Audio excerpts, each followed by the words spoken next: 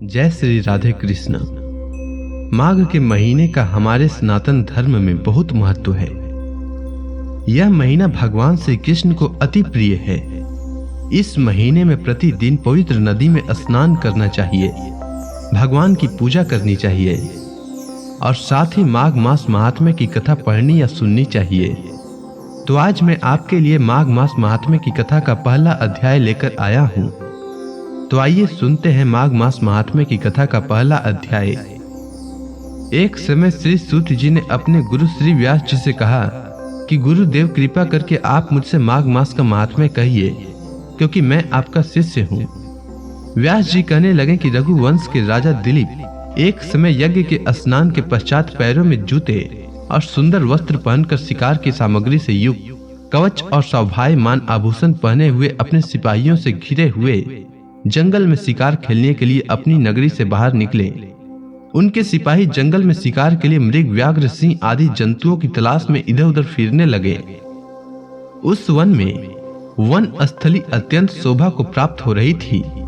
कहीं दो मृगों की झुंड फिरते थे, कहीं गिद्धड़ अपने भयंकर स्वर कर रहे थे, कहीं गैंडों के समूह हाथियों के समान फिर रहे थे, कहीं वृक्षों के कोटरों में बैठे हुए उल्लू अपना भयानक शब्द कर रहे थे, कहीं सिंहों के पद ध्वनि के साथ घायल मृगों के रक्त से भूमि लाल हो रही थी, कहीं दूध से भरी थनों वाली सुंदर भैंसें फिर रही थी, कहीं पर सुगंधित पुष्प, हरी भरी लताएं वन की शोभा को बढ़ा रही थी, कहीं बड़े बड़े पेड़ खड़े थे तो कहीं पर उन पेड़ों पर बड़े बड़े अजगर और उनकी केचुलियां भी पड़ी हुई थी। उसी समय राजा के सिपाहियों के बाजे की आवाज सुनकर एक मृग वन में से निकलकर भागने लगा और बड़ी बड़ी चौकड़ियां भागता हुआ आगे बढ़ा। राजा ने उनके पीछे अपना घोड़ा दौड़ाया, परंतु मृग पूरी शक्ति से भागने लगा।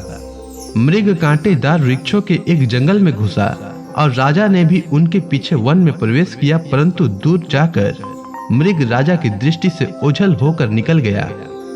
राजा निर्जल वन में अपने सैनिकों सहित प्यास के मारे अति दुखी हो गया। दोपहर के समय अधिक मार्ग चलने से सैनिक थक गए और घोड़े रुक गए। कुछ देर बाद राजा ने एक बड़ा भारी सुंदर सरोवर देखा, जिसके किनारों पर घने वृक्ष थे। इसका जल सज्जनों के हृदय के समान स्वच्छ और पवित्र था। सरोवर का जल लहरों से बड़ा सुंदर लगता था।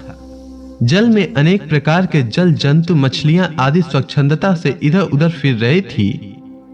दुष्टों के समान निर्दयी चित्त वाले मगरमच्छ भी थे।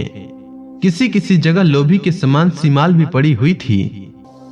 जैसी विपत्ति में पड़े हुए लोगों के दुखों को हरने वाले दानी पुरुष के समान यह सरोवर अपने जल से सभी को सुखी करता था। जैसे मेघ चातक के दुख को हरता है, इस सरोवर को देखकर राजा की थकावट दूर हो गई। रात्रि को राजा ने वहीं विश्राम किया और सैनिक पहरा देने लगे और चारों तरफ फैल गए। रात के अंतिम समय में शुक्रों के एक झुंड ने आकर सरोवर में पानी पिया और कमल के झुंड के पास आया। तब शिकारियों ने सावधान होकर शुक्रों पर आक्रमण किया और उनको मारकर पृथ्वी पर गिरा दिया।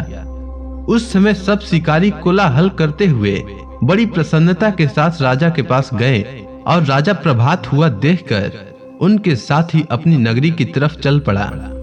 जिसका शरीर तपस्या और नियमों के कारण बिल्कुल सूख गया था, जो मृग छाला और वल्कल पहने हुए था और नख, रोम तथा केश धारण किए हुए था।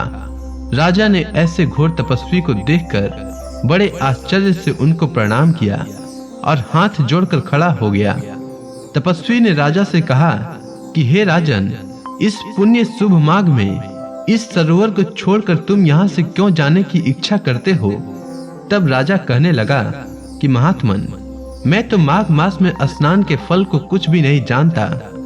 कृपा करके आप विस्तार पूर्वक मुझको बताइए। तो इसी के साथ माघ मास महात्म्य की कथा का पहला अध्याय पूर्ण हुआ। तो प्रेम से बोलिए भगवान श्री कृष्ण की जय, विष्णु भगवान की जय, समस्त देवी देवताओं की जय, सनातन धर्म की जय।